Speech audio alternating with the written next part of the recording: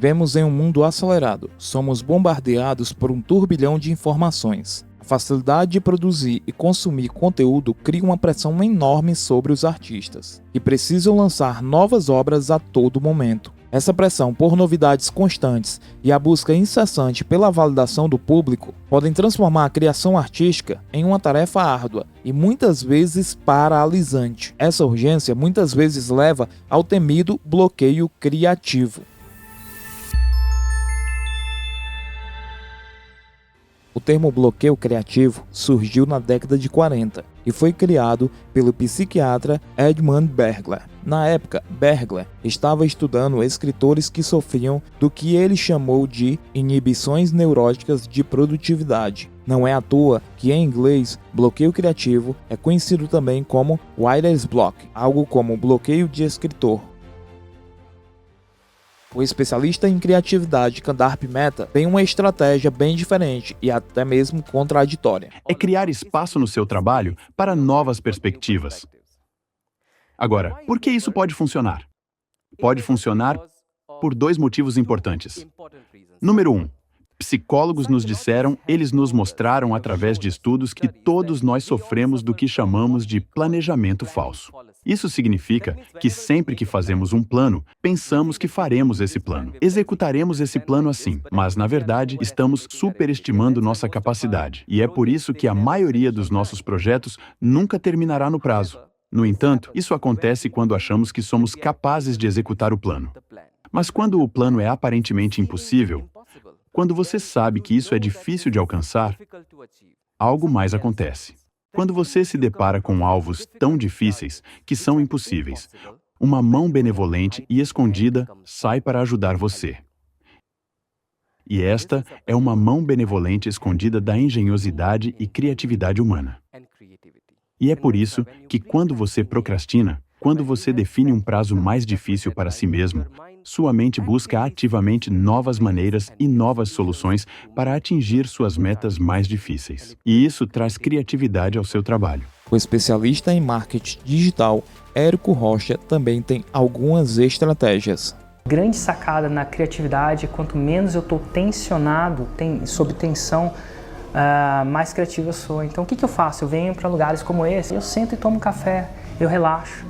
Eu dou uma volta de bicicleta no quarteirão, eu ando no sol, eu fico presente, eu medito. Quanto mais distensionado eu tô, maior minha criatividade flui. Outra coisa que eu faço é me colocar em outros lugares, que não são os lugares normais, então eu viajo. E viajar para mim me distensiona, me abre a minha cabeça para alguma outra coisa. Tomo café. Faz uma pausa. Esses momentos de pausa são muito importantes. Após me encontrar em situações de bloqueio criativo, comecei a ler um livro que pela capa parecia bastante atraente. Eu sei que não devemos julgar o livro pela capa, mas eu julguei pelo título. O livro se chama Caos Criativo, do escritor Tim Harford. Logo nos primeiros capítulos, o livro me pegou com uma história sobre bloqueio criativo na música. Era tudo o que eu precisava naquele momento. Em 1976, David Bowie voou para Berlim Ocidental. Esse astro da música, estranho e ambissexual, havia rasgado diversas vezes o livro de regras do rock, criando uma persona depois da outra, até se ver travado. Foi um período perigoso para mim, refletiu Bowie. 20 anos depois, eu estava no fundo do poço, física e emocionalmente, e tinha sérias dúvidas sobre a minha sanidade. Bowie se instalou perto do Muro de Berlim, os estúdios Hansa, onde ele e Iggy Pop gravaram uma série de álbuns revolucionários. Mas em meio aos grandes museus, aos lendários clubes de fetichismo e à geopolítica tumultuosa de Berlim, Bowie encontrou o que precisava: novas ideias, novas restrições e novos desafios. E então, é claro, surgiu Brian Eno. Agora Bowie o havia trazido para assumir um papel colaborativo, indefinido, ao lado de Tony Visconti. Enquanto Visconti e Bowie se esforçaram para encontrar uma nova direção, Eno se ocupou em aparecer no estúdio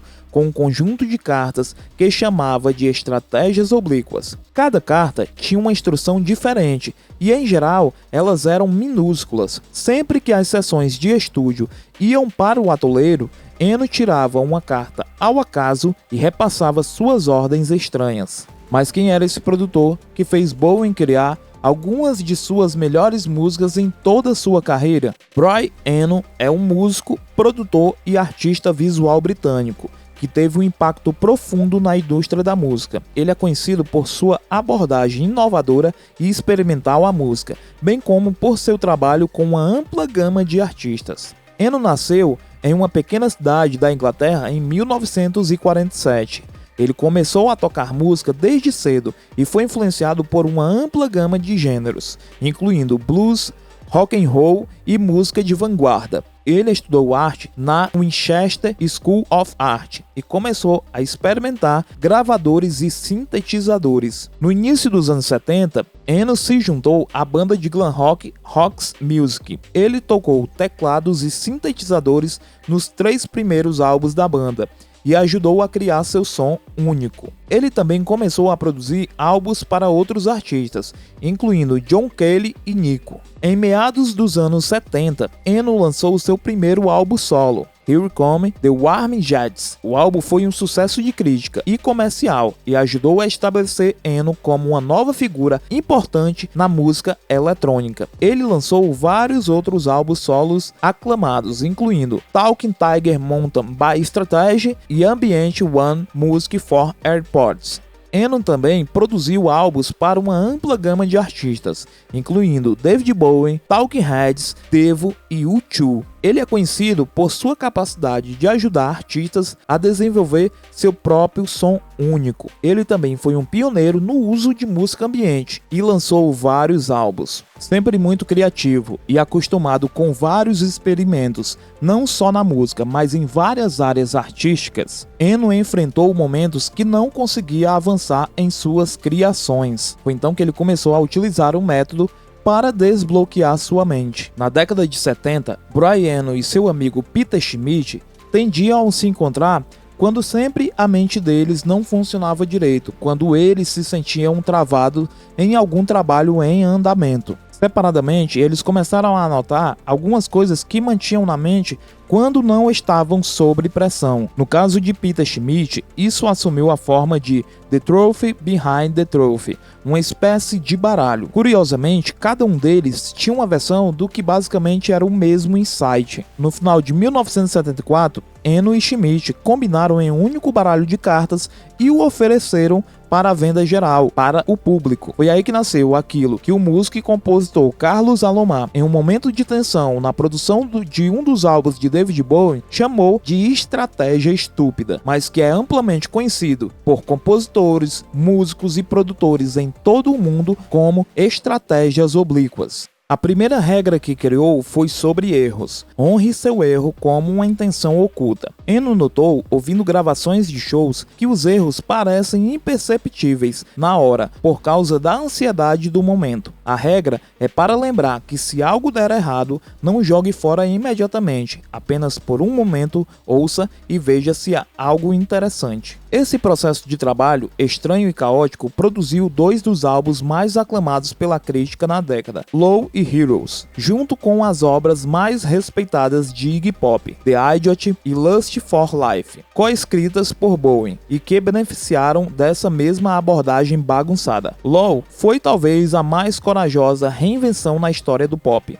As cartas deixavam os músicos loucos. Esse incômodo não poderia ser surpresa para Eno. Durante a gravação de um álbum anterior de Eno, Another Green World, as cartas levaram Phil Collins, o baterista superstar do Genesis, a jogar latas de cervejas através do estúdio em frustração. Outros músicos inspirados por estratégias oblíquas está a banda britânica Coldplay, que teria usado cartas para gravar o seu álbum de 2008 produzido por Brian Eno, chamado Viva la Vida. E também quem utilizou foi a banda Phoenix, que usou as cartas para gravar o álbum de 2009 chamado Wolfgang Amadeus Phoenix. Após a morte de Peter Schmidt na década de 80, os baralhos se tornaram raros e caros. Com interesse inabalável do público pelo baralho, em 2001, Eno produziu um novo lote de cartas. O número de cartas varia um pouco de edição para edição. Em maio de 2013, foi lançada uma versão limitada, apenas apenas de 500 unidades. Mas você deve estar se perguntando como que você vai ter acesso a essas estratégias. Você percebeu que os baralhos são extremamente raros. Quando descobri essa estratégia, tentei buscar os baralhos em todo lugar da internet. Cogitei até a possibilidade de importar eles dos Estados Unidos, mas é muito difícil encontrar. Eles realmente são extremamente raros. Foi então que eu descobri nessa minha busca, né?